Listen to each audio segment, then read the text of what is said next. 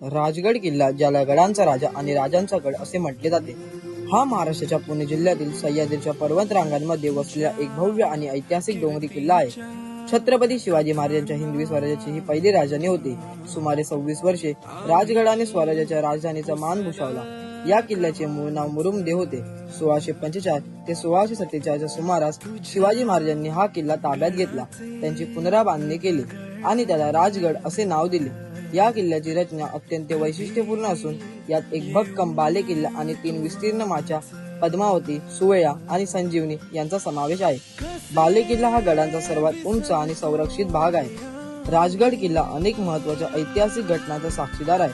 छत्रपती राजाराम महाराज यांचा जन्म आणि महाराणी सईबाई यांचे निधन याच गडावर झाले. आग्र्याहून सुटल्यानंतर महाराज सुखरूप राजगडावरच परतले होते.